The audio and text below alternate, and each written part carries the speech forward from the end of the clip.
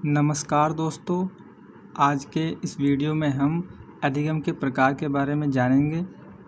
तो चलिए दोस्तों शुरू करते हैं। अधिगम के प्रकार, जैसा कि आप जानते हैं, अधिगम को इंग्लिश में बोलते हैं लर्निंग और आम भाषा में बोलते हैं सीखना। तो यहाँ पर अधिगम के प्रकार यानी सीखने के प्रकार के बारे में हम जानेंगे। अगर आपको ये नहीं पता हो कि अधिगम क्या है या सीखना क्या है, लर्निंग किसे कहते हैं, तो मेरे YouTube चैनल पर आप जाकर प्लेलिस्ट में सारे वीडियो देख सकते हैं। वहाँ से सीखना क्या है उसे आप देख सकते हैं। जब आपको सीखना क्या है या लर्निंग किसे कहते हैं ये आप जान जाएंगे तो आप इस वीडियो को समझ सकेंगे कि अधिगम के प्रकार क्या हैं। यानी कि जब हम सीखना समझ जाएंगे तो अब हमें उसकी जो विधियाँ होती हैं कि हम किस तरह से लर्निंग करते हैं, हम सीखते कैसे हैं, क्या क्या प्रकार उसके, टाइप्स क्या हैं उसके, तो वही इस वीडियो में है कि हम अधिगम के प्रकार के बारे में जानेंगे कि कोई भी व्यक्ति अगर सीखता है तो वो किस किस तरीके से सीखता है, किस किस एरिया में उसका जो है सीखने का जो एरिया है। तो चलिए शुरू करते हैं। जैसा कि इस शॉर्ट नोट में लिखा हुआ है, चूँकि व्यवहार में परिवर्तन लाने के 3 ही प्रमुख क्षेत्र हैं, ज्ञानात्मक, क्रियात्मक तथा भावात्मक होते हैं, अतः परिवर्तन लाने वाली प्रक्रिया यानी अधिगम के लिए निम्न वर्गीकरण का अनुसरण करना ही सबसे उपयुक्त ठहराया जा सकता है।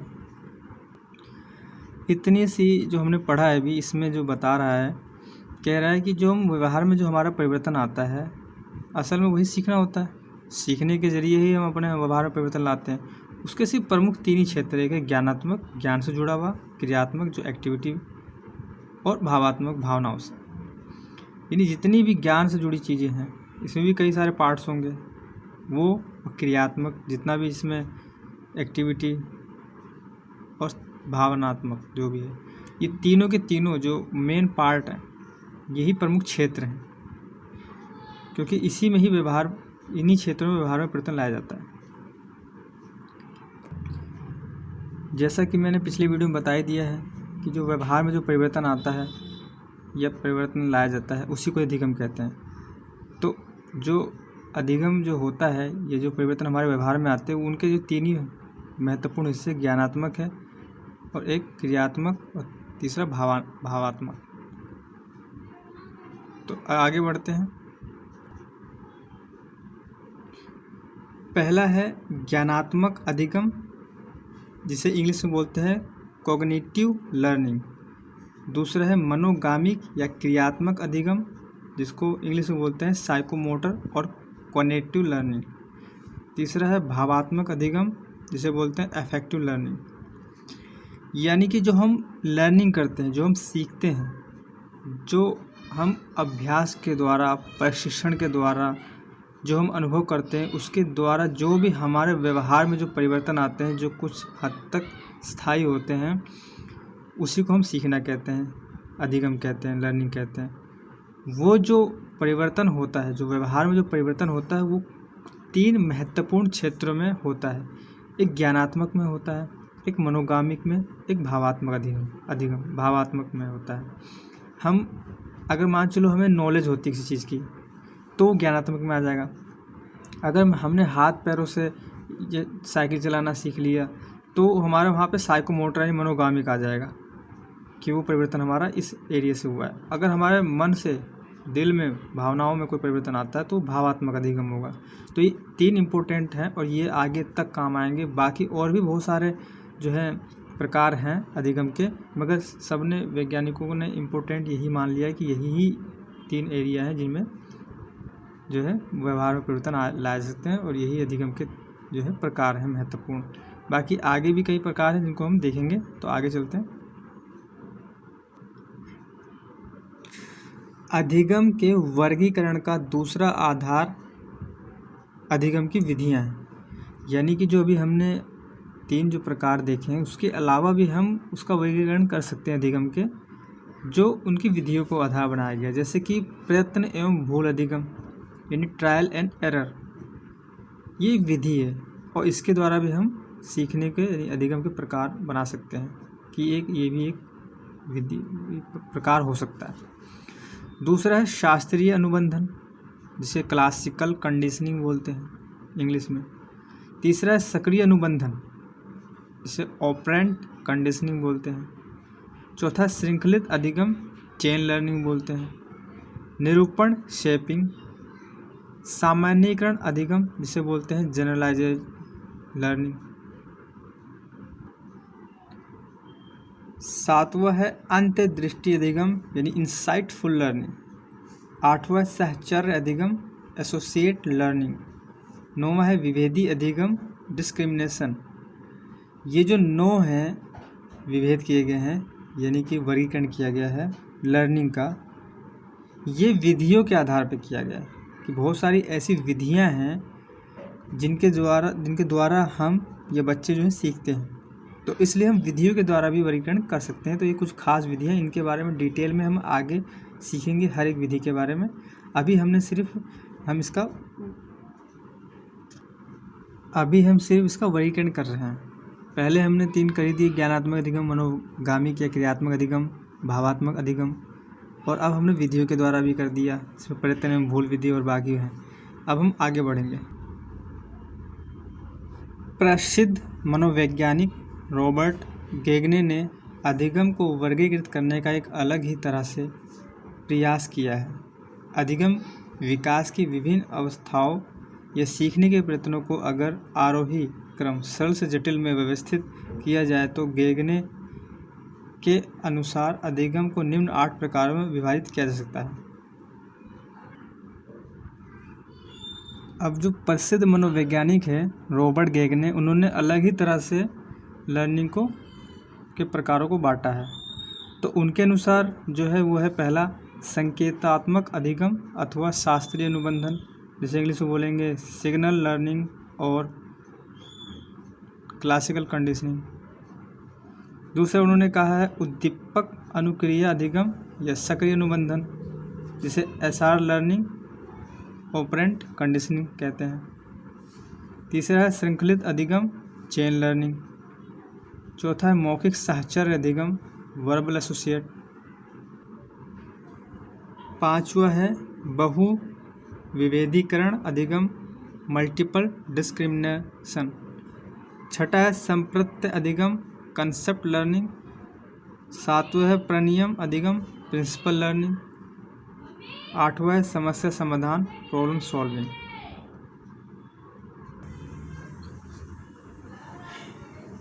इस प्रकार से ऊपर बताए गए पिछले दोनों वर्गीकरण भी प्रथम प्रकार के वर्गीकरण में ही समा जाते हैं, क्योंकि अधिगम का मूल प्रयोजन व्यवहार में परिवर्तन लाना होता है तथा परिवर्तन व्यवहारों के तीनों पक्षों में ही लाया जाता है।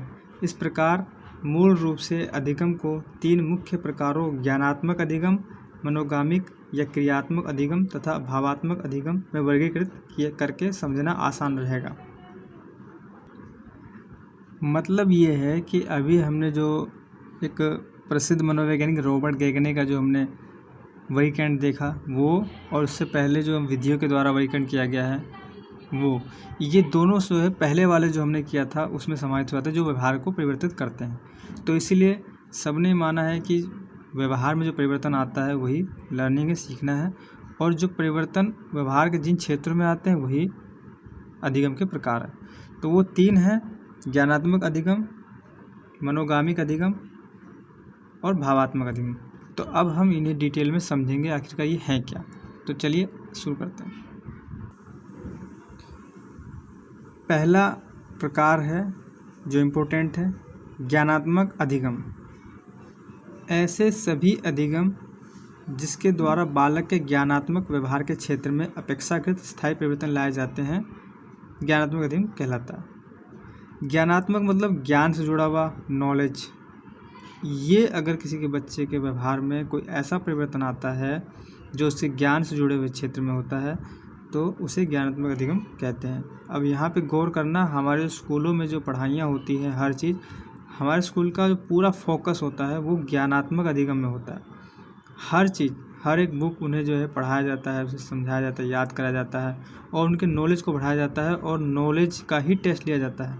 तो टोटल जो हमारे स्कूल में जो अधिगम का जो सिखाया जाता है, प्रयोग होता है, वो सिर्फ ज्ञानात्मक अधिगम का होता है और 2 अधिगम को छोड़ दिया जाता है, जबकि तीनों अधिगम के जो क्षेत्र है वो महत्वपूर्ण है, तभी बच्चों का सर्वांगीण विकास होगा। अगर आप उन्हें ज्ञान ज्ञान ज्ञान भरते रहेंगे, ज्ञान देते रहेंगे, बाकी उनका साइकोमोटर डेवलपमेंट नहीं करेंगे या भावात्मक नहीं करेंगे विकास, तो वो पिछड़ जाएंगे। इसीलिए जो है हमें तीनों क्षेत्रों पर ध्यान देना चाहिए। आगे बढ़ते हैं। जैसे नवीन ज्ञान का ग्रहण करना, यानी बच्चा अगर कोई नया ज्ञान ग्रहण कर ले तो ये ज्ञानात्मक अधिगम कहलाता है। पुराने ज्ञान में बढ़ोतरी, यानी जो हमने पहले सीख रखा है और उसमें हम कोई और नया ज्ञान नॉलेज ले लेते हैं तो उसमें बढ़ोतरी हो जाती है, तो ये भी इसमें आता है। उसमें आवश्यक संशोधन करना, कुछ हम नई चीज़ें जो सीख लेते हैं तो पुराने में मिक्स कर लेते हैं कि हाँ कुछ नया चीज़ सीख कर, तो ये उसमें आता है। वस्तुओं, व्यक्तियों, स्थानों को पहचानना, यानी वस्तुओं को, व्यक्तियों को, स्थानों को जिन्हें हम पहचानने लग जाते हैं, बच्चे पहचानने लग जाते हैं, ये भी नॉलेजेबल होता है, ये भी जो है ज्ञानात्मक क्षेत्र में आता है।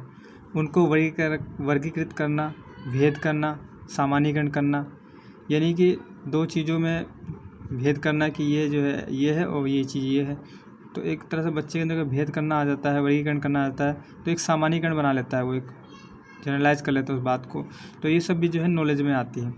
निष्कर्ष निकालना, सब चीज़ों को जानने के बाद एक निष्कर्ष निकाल सके। नियमों व सिद्धांतों की स्थापना करना, अपने नियम और सिद्धांत बना सके। व्याख्या करना, किसी बात को की व्याख्या कर ले, समझा सके किसी चीज़ को, उदाहरण दे सके तो उदाहरण देना, ये सारी की सारी जो बातें हैं ये सब ज्ञानात्मक अधिगम में आता है। इससे आगे बढ़ेंगे। इसके अतिरिक्त सभी प्रकार की समझ, सूझबूझ, चिंतन मनन, तर्क निरीक्षण, समस्या समाधान संबंधी संज्ञानात्मक योग्यताओं या क्षमताओं के विकास का आधार इसी प्रकार का अधिगम होता है। कहने का मतलब ये है कि जो भी समझ विकसित होती है, जो सूझबूझ आता है, चिंतन मनन करना, तर्क देना और जो निरीक्षण करने की जो पावर आती है, समस्या को यह है अगर उसका समाधान करना, या संज्ञानात्मक योग्यताओं का जो क्षमताओं का जो विकास होता है, सारे के सारे जो हिस्से हैं उस सारे के सारे हिस्से संज्ञानात्मक विकास के अंतर्गत आते हैं। यानी अगर इन चीज़ों में डेवलपमेंट हो रहा है किसी व्यक्ति के अंदर तो समझ लीजिए कि उसका कॉग्निटिव डेवलपमेंट हो रहा है, यानी ये सीखने का जो अधिगम का जो एक प्रकार है संज्ञानात्मक विकास, वो यही है। आगे चलते। इस प्रकार के अधिगम में बालक के ज्ञानात्मक व्यवहार क्षेत्र से जुड़े हुए निम्न प्रकार के अधिगमों का स्वाभाविक रूप से ही समावेश हो जाता है। यानी कि इस प्रकार का जो अधिगम होता है उसमें बालक के ज्ञानात्मक व्यवहार क्षेत्र में होते हैं जो परिवर्तन, और वो निम्न प्रकार के होंगे, जो परिवर्तन होंगे उनके बारे में देखते हैं। पहला है सभी प्रकार का भाषात्मक अधिगम, यानी वर्बल लर्निंग। जितने भी भाषात्मक अधिगम होते हैं, यानी बच्चा भाषा सीख जाता है, लिखना, पढ़ना, बोलना, तो वो भी उसी में ही आता है, उसके अधिगम में, संज्ञानात्मक अधिगम में आता है। दूसरा है संप्रत्य अधिगम, यानी कॉन्सेप्ट लर्निंग, यानी अगर किसी भी बात का कॉन्सेप्ट अगर बच्चे के अंदर विकसित हो जाता है तो वो भी संज्ञानात्मक अधिगम में आता है। तीसरा प्रणियमों तथा सिद्धांतों का अधिगम, यानी अगर कोई व्यक्ति या बच्चा कोई नियम सिद्धांत सीख लेता है तो ये जो है संज्ञानात्मक अधिगम में के अंतर्गत आता है। इसे इंग्लिश में होता है learning of principle and theories. चौथा विभेदीकरण अधिगम, डिस्क्रिमिनेशन, विभेद करना वस्तुओं में, ये भी इसी में आएगा ज्ञानात्मक में। स्मृति पर आधारित अधिगम, रॉड लर्निंग। स्मृति पर आधारित अधिगम जो है हमारे स्कूल में बहुत ज़्यादा होता है। जितना से जितना ज़्यादा बच्चे के अंदर नॉलेज भर दी जाए, वो जितने से ज़्यादा सीख ले, याद कर ले, वही उनका मेन मकसद होता है, क्योंकि एग्ज़ाम में वही लिखेगा जो उसको याद रहेगा, तो सबसे ज़्यादा फोकस इस पर दी जाती है, बाकी चीज़ें छोड़ दी जाती हैं। तो ये भी जो स्मृति पर आधारित अधिगम है, ये भी नॉलेज यानी कि अधिगम, संज्ञानात्मक अधिगम कहलाता है। उसके बाद है सहचर्य अधिगम, एसोसिएट लर्निंग। सहचर्य अधिगम का मतलब ये होता है कि कोई चीज़ अगर कोई ज्ञान की बात अगर कहीं किसी क्षेत्र में सीखा है बच्चा और उसे दूसरी जगह पे इस्तेमाल कर रहा है, उसको जोड़ रहा है, सहचर्य हो अधिगम कहलाता है। सातवां है अंतर्दृष्टि तथा सूझबूझ पर आधारित अधिगम। ये अपने आप हमारे अंदर एक समझ पैदा हो जाती है, अंतर्दृष्टि आ जाती है, जो हम किसी समस्या को देख के अपने आप ही हम आइडिया निकाल लेते हैं, ये उसे कहा जाता है। समस्या समाधान संबंधी अधिगम, यानी कुछ समस्या हमारे सामने आती है, उसे हम सॉल्व करते हैं, उसका समाधान ढूंढते, तो ये उसमें आता है। बौद्धिक विकास संबंधी अधिगम, इससे हमारी बुद्धि का विकास होता है, ये सब कॉग्निटिव में आता है, ज्ञानात्मक अधिगम में। सृजनशीलता पोषक अधिगम, ये भी जो है कॉग्निटिव में आता है। इस तरह से हमने जाना कि जो लर्निंग के जो प्रकार हैं, अधिगम के जो प्रकार हैं, उसमें 3 इम्पोर्टेंट महत्वपूर्ण जो है प्रकार हैं। वो एक है ज्ञानात्मक अधिगम, और दूसरा है मनोगामी के क्रियात्मक अधिगम, और तीसरा भावात्मक। तो पहला वाला ज्ञानात्मक अधिगम के बारे में हमने अभी जाना, उसे समझा और उसके बारे में कुछ विशेषताएं भी जानी। अब हम आगे जो है मनोगामी के क्रियात्मक अधिगम के बारे में समझेंगे। दूसरा है जो इम्पोर्टेंट है मनोगामिक या क्रियात्मक अधिगम। मनोगामिक, मन, और गामिक यानी कि मोटर यानी मशीन, दिमाग और मशीन। मन यानी हमारा जहाँ पे दिमाग भी चले और हमारा हाथ पैर भी चले, मनोगामिक। क्रियात्मक यानी एक्टिविटी बेस्ड अधिगम, तो इसमें ज़्यादातर नॉलेज की चीज़ें नहीं रहेंगी कि हमें जो याद है हमने बता दिया किसी को, यहाँ पे हमारे हाथ पैर भी चलने चाहिए दिमाग के साथ साथ। तो ये जो मनोगामिक अधिगम जो एक प्रकार है, इसमें यही चीज़ें होंगी। तो पढ़ते हैं। ऐसा सभी अधिगम जिसके द्वारा बालक के क्रियात्मक या मनोगामिक व्यवहार क्षेत्र में अपेक्षाकृत स्थायी परिवर्तन लाया जाता है, मनोगामिक या क्रियात्मक अधिगम कहलाता है। ये तो एक परिभाषा तरीके से हो गई कि ये क्या है, मगर असल में यही है कि अगर हम साइकिल चलाना सीखते हैं तो वहाँ पे हमारा दिमाग और हमारा हाथ पे सब काम आते हैं, तो ये मनोगामिक में आ जाएगा। इसमें है इस दृष्टि से सभी प्रकार के मनोगामिक तथा क्रियात्मक कौशलों यानी साइकोमोटर स्किल्स का अर्जन इस प्रकार के अधिगम के अंतर्गत शामिल किया जा सकता है। जैसे खड़ा होना, यानी अगर बच्चा खड़ा होना सीख रहा है तो ये साइकोमोटर डेवलपमेंट होगा, यानी ये जो मनोगामिक जो अधिगम है उसका ही एक हिस्सा है। भागना, चढ़ना उतरना, उछलना कूदना, इसी प्रकार के अधिगम के परिणाम स्वरूप ही सीखता है। यानी कि जो अधिगम यानी कि जो साइकोमोटर लर्निंग है, मनोगामिक या क्रियात्मक जो अधिगम है, उसके अंतर्गत हमारा दिमाग के साथ साथ हमारा शरीर भी मेल करके काम करता है। जैसे खड़ा होना, भाग रहा है, चल रहा है, फिर रहा है, उछल रहा है, कूद रहा है, ये सब स्किल्स हैं, ठीक है। और इसी तरीके से जो है खेल रहा है, व्यायाम कर रहा है, औजारों उपकरणों का प्रयोग करना, संगीत, नृत्य, लेखन, चित्रकला, पेंटिंग, वास्तुकला, रेखागणित में आकृतियों का निर्माण, मापन, फोटोग्राफी, टाइपिंग, कंप्यूटर आदि कुशलताएं इसी प्रकार के अधिगम द्वारा अर्जित होती हैं। यानी जो अधिगम की जो दूसरा प्रकार है साइकोमोटर या मनोगामिक या क्रियात्मक अधिगम, उसके अंतर्गत ये सारी चीज़ें आती हैं। जो बच्चा जब दुनिया में आ जाता है उसके बाद जो धीरे धीरे उसका विकास होता है, बढ़ता है, तो वो चलना सीखता है, दौड़ना, कूदना, भागना, व्यायाम करना, खेलना, ये सब के सब सीखता है वो धीरे धीरे। स्किल्स उसके अंदर डेवलपमेंट होता है। सारे के सारे इसी एरिया से आते हैं, मनोगामिक एरिया से। इसमें फोटोग्राफी, टाइपिंग, अगर टाइपिंग करना आ रहा है उसे कंप्यूटर में, या रेखागणित में आकृतियाँ बना रहा है, पेंटिंग कर रहा है, कोई वास्तुकला कर रहा है, चित्रकला बना रहा है, लेखन कर रहा है, नृत्य कर रहा है, डांस वगैरह कर रहा है, संगीत गाना गा रहा है, या और कोई संगीत से जुड़े हुए कोई वाद्य यंत्र बजा रहा है, ये सारी सारी चीज़ें जो है साइकोमोटर लर्निंग में आता है। अधिगम के प्रकार, जो दूसरा प्रकार है क्रियात्मक अधिगम, जिसे मनोगामिक अधिगम या इंग्लिश में साइकोमोटर लर्निंग कहते हैं, उस प्रकार में जो सीखने की जो विधियां हैं, उसमें विधियों को देखते हैं। इस प्रकार के अधिगम हेतु जिन विधियों का प्रयोग अच्छा रहता है उनमें अनुकरणात्मक या सामाजिक अधिगम विधि सक्रिय अनुबंधन विधि, प्रदर्शन विधि, प्रयोगशाला विधि, प्रोजेक्ट विधि आदि का प्रयोग बेहतर सिद्ध हो सकता है। यानी कि ज्ञानात्मक में तो चलो हम ज्ञान दे देंगे बच्चों को, अनुभव दे देंगे, एक्सपीरियंस दे देंगे, उसको याद करवा देंगे, उसका ज्ञान का डेवलपमेंट कर लेंगे। मगर जो साइकोमोटर वाले में होता है, जो दूसरा जो प्रकार है, उसमें जो है ये विधियाँ हैं कुछ, जिसमें पहला जो सबसे इम्पोर्टेंट है अनुकरणात्मक, इमिटेशन। यानी कि ये सबसे ज़्यादा बच्चे इस्तेमाल करते हैं। जो देखते हैं वही वो करते हैं।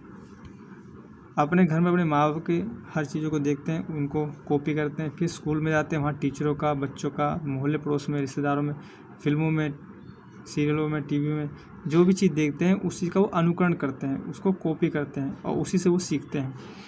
सामाजिक अधिगम, इसमें समाज में रह के बच्चा जो सीखता है वो चीज़ें आ गई।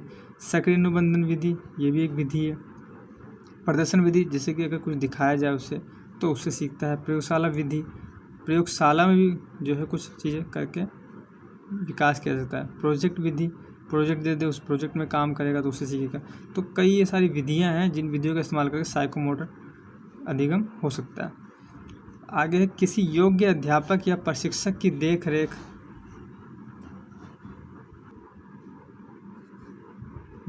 में उचित एवं निरंतर अभ्यास, उचित पुनर्बलन तथा गति और शुद्धता में उचित तालमेल रखने के प्रयत्न इस प्रकार के अधिगम के अर्जन में सदैव ही अनुकूल प्रभाव डालते हैं। इस पॉइंट में ये बताया जा रहा है कि अगर किसी बच्चे के अंदर साइकोमोटर डेवलपमेंट करना है, यानी उसे मनोगामिक उसे अधिगम कराना है, तो किसी एक योग्य अध्यापक या प्रशिक्षक की ज़रूरत पड़ेगी और उसे निरंतर अभ्यास यानी प्रैक्टिस करवाना पड़ेगा। उचित पुनर्बलन यानी रेनफोर्समेंट देना पड़ेगा, उनको शाबाशी देनी पड़ेगी और इस तरीके से वो सीख पाएगा। फॉर एग्ज़ाम्पल कोई भी खेल है, क्रिकेट है, वॉलीबॉल है, साइकिल चलाना है, कंप्यूटर चलाना है, जो भी है, ये सारी चीज़ें बिना किसी अध्यापक या प्रशिक्षक के और बिना किसी निरंतर अभ्यास के और उसे रेनफोर्समेंट पुनर्बलन जब तक नहीं करेंगे और अच्छी गति और शुद्धता के साथ उसको आगे बढ़ाएंगे तभी तो प्रयत्न करके वो सीखेगा। अगर उसको हम कोई तरीका ही से अभ्यास नहीं करवाएंगे, वो करेगा ही नहीं प्रैक्टिस, उसको हम बार बार कहेंगे कि तू अच्छा नहीं करता है, उसे जो है उचित जो है पुनर्बलन नहीं देंगे तो कहाँ से सीखेगा वो। इसीलिए पुनर्बलन, सकारात्मक पुनर्बलन देने हमेशा ज़रूरी है। किसी को अगर तारीफ़ करते हैं तो उससे उसके कॉन्फिडेंस बढ़ता है और वो आगे बढ़ता है उस एरिया में। हाँ, अगर वो गलत एरिया में आगे बढ़ रहा है तो उसको पुनर्बलन नहीं देना चाहिए, उसे टोकना चाहिए कि वो गलत कर रहा है। तो अब अगला है भावात्मक अधिगम। जो तीसरा प्रकार है अधिगम का वो है भावात्मक अधिगम, जिसमें ऐसा सभी अधिगम जिसके द्वारा बालक के भावात्मक व्यवहार के क्षेत्र में अपेक्षाकृत स्थायी परिवर्तन लाए जाते हैं भावात्मक अधिगम कहलाता है। यानी भावात्मक व्यवहार जो होता है उसमें जो परिवर्तन आता है किसी भी माध्यम से आए वो भावात्मक अधिगम कहलाता है। ये बहुत ही इंपॉर्टेंट है, स्कूल में इसका बिल्कुल भी नहीं ध्यान दिया जाता, सिर्फ ओनली ज्ञानात्मक अधिगम पर ध्यान देते हैं स्कूल में या हर जगह। उसके बाद दूसरे नंबर पे कहीं आता है साइकोमोटर यानी क्रियात्मक अधिगम, और तीसरा जो है भावात्मक अधिगम, ये तो बिल्कुल ही गौर नहीं करते, इस पर भी ध्यान देना चाहिए। इन सारे जो अधिगम के प्रकार है सारे पे अगर ध्यान देंगे स्कूलों में, कॉलेजों में, घर पर, समाज में, हर जगह, तो किसी बच्चे का सर्वांगीण विकास होगा, उसका ऑल राउंड डेवलपमेंट होगा। तो हम आगे तीसरा वाला भावात्मक अधिगम में आगे चलते हैं। इस प्रकार के अधिगम की सहायता से बालक को निम्न प्रकार के व्यवहार एवं व्यक्तित्व गुणों के अर्जन में सहायता मिलती है। पहला, विभिन्न प्रकार की अच्छी या बुरी आदतों का ग्रहण करना। यानी कि भावात्मक अधिगम के अंतर्गत ये बातें आती हैं, जिसमें पहला है, अगर कोई व्यक्ति या बालक अगर अच्छी और बुरी आदतें जो ग्रहण कर लेता है, यानी उसके अंदर एक व्यक्तित्व का जो है विकास होता है, वो नकारात्मक भी होता है, सकारात्मक भी। अच्छी आदत सीखेगा तो सकारात्मक होगा, बुरी आदत सीखेगा तो नकारात्मक होगा। तो ये सारी जो चीज़ें ग्रहण करता है वो कहीं से भी करे, तो ये जो उसके भावात्मक अधिगम क्षेत्र से जुड़ा हुआ है। दूसरा, विभिन्न प्रकार की रुचियों, अभिरुचियों, अभिवृत्तियों तथा मूल्यों का विकास। इसमें जो उसकी रुचियाँ, क्या इंटरेस्ट है, इंटरेस्ट अच्छी भी हो सकती हैं, बुरी भी हो सकती हैं। उसकी रुचियाँ किन चीज़ों में हैं, उसकी अभिवृत्तियाँ, एप्टीट्यूड क्या है, उसके मूल्य क्या हैं, वैल्यूज़ क्या हैं, ये सारे जो विकास होते हैं उसके, वो सारे भावात्मक अधिगम एरिया में आते हैं, क्षेत्र में आते हैं। इसे विभिन्न प्रकार के संवेगों का विकास, ये नहीं है कि किसी बालक में, व्यक्ति में जो संवेगात्मक यानी इमोशनल जो डेवलपमेंट होता है, यानी उसके अंदर जो इमोशंस आते हैं अच्छे बुरे, वो भी भावात्मक अधिगम के अंतर्गत आता है। चौथा है विभिन्न प्रकार के सामाजिक तथा व्यक्तिक शील गुणों, ट्रैट्स का विकास। हम अक्सर कहते हैं तेरे अंदर तमीज़ है कि नहीं, तरीका है कि नहीं, शील गुण है कि नहीं, वो सब इसके अंदर आते हैं। हम व्यक्ति जो समाज में रह के अच्छे तरीके सीखते हैं, तहजीब सीखते हैं, वो सारी चीज़ें जो हैं भावात्मक एरिया में आते हैं। तो ये जो व्यक्तिक शील गुण हैं ये सब वही होते हैं। हम चाहते हैं कि हमारे बच्चे अच्छी आदतें सीखें ताकि उनकी लोग तारीफ़ करें, अच्छा व्यवहार करें समाज में। पांचवें विभिन्न प्रकार की रूढ़ियों, परंपराओं तथा मान्यताओं का विकास। ये रूढ़ियाँ क्या होती हैं? हमारी परंपरा में जो चली आ रही होती हैं, जो चीज़ें हमारे पूर्वज करते हैं वही आगे बढ़ाते रहते हैं, ये सब रूढ़ियाँ, परंपरा हैं और मान्यताएं हैं सब। तो वो चीज़ के अंदर जो डेवलपमेंट होता है, विकास होता है, वो सब भी भावात्मक एरिया में आता है। छठा है नवीन मान्यताओं, विचारों तथा अनुभूतियों का विकास। नवीन मान्यताओं, विचारों तथा अनुभूतियों का विकास, इसका मतलब ये हुआ कि जो रूढ़ी, परंपरा, मान्यताएं जो हैं, इन पे जो फॉलो कर रहा है वो भी जो है भावात्मक एरिया में आता है। मगर इसके अलावा अगर बंदा या व्यक्ति जो है इन सबको छोड़कर और नवीन मान्यताएं जो बना लेता है, वो विचार कर लेता है, अनुभूतियाँ रखता है, विकास करता है, मतलब नई चीज़ों पे अगर उसको मान्यता देता है तो वो भी उसके भावात्मक क्षेत्र में आता है, भावात्मक अधिगम में आता है। ज़रूरी नहीं कि पुरानी बातों को ही पे चले, जो माँ बाप चल रहे थे, दादा दादी चल रहे थे, पूर्वज चल रहे थे हमारे, उन्हीं पे हम चले। अगर हमारी नई मान्यताएं हैं, नए विचार हैं, नए तौर तरीके हैं तो उसे भी इसमें माना जाएगा। सातवें संवेदनशीलता, सौंदर्यात्मक तथा संरचनात्मक अनुभूति का विकास। तो संवेग तथा संरचनात्मक जो अनुभूति हमारे अंदर आती है, महसूस होता है, फीलिंग होती है, वो सब भी इसके अंतर्गत आता है। अब जो ये तीसरा जो हमारा है भावात्मक अधिगम, इसको किस तरीके से हम बच्चों के अंदर डाल सकते हैं, व्यक्तियों के अंदर विकसित कर सकते हैं, उसकी विधियाँ होंगी। तो उन विधियों के बारे में हम पढ़ेंगे आगे। तो चलिए विधियाँ देख लेते हैं। इस प्रकार के अधिगम को ग्रहण करने में अधिकतर जिस प्रकार की विधियों तथा तकनीकों का प्रयोग उपयुक्त रहता है उसमें से प्रमुख निम्न है। शास्त्रीय अनुबंधन विधि, सक्रिय अनुबंधन विधि, अनुकरण विधि, इमिटेशन मेथड बोलते हैं, सामाजिक अधिगम विधि, अभिनयात्मक विधि, रोल प्लेइंग और ड्रामेटाइजेशन मेथड। इन्हें जो भावात्मक अधिगम का जो विकास हमें बच्चे के अंदर करना है, उन्हीं कई विधियां जिनमें से ये कुछ हैं।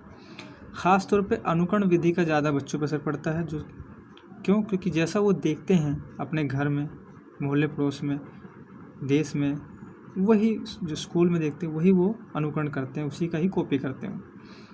इसके अलावा सामाजिक अधिगम, जिस तरह का समाज होगा बच्चे उसी हिसाब से ढल जाएंगे।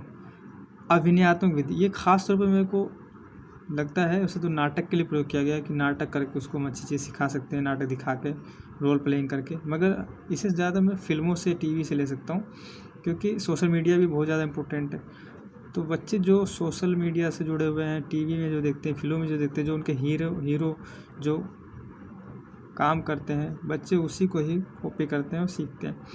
तो हम बच्चों को अगर अच्छा माहौल देंगे, एनवायरनमेंट देंगे, अच्छा समाज देंगे, उन्हें अच्छी चीज़ अनुकरण करने के लिए देंगे, तो वो अपने आप अच्छी चीज़ें वो ग्रहण करेंगे।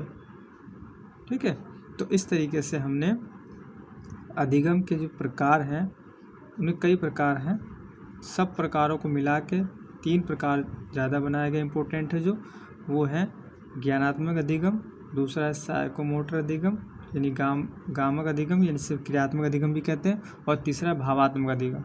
तो इन सब के बारे में हमने जाना कि क्या होते हैं, इनके प्रकार क्या हैं, इनके अंदर कौन कौन सी महत्वपूर्ण बातें हैं, इनकी विधियाँ क्या हैं, किस तरीके से उनको विकसित कर सकते हैं।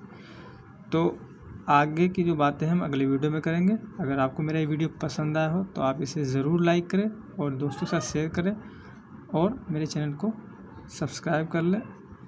आपने मेरा ये वीडियो देखा, इसके लिए आपको बहुत बहुत धन्यवाद।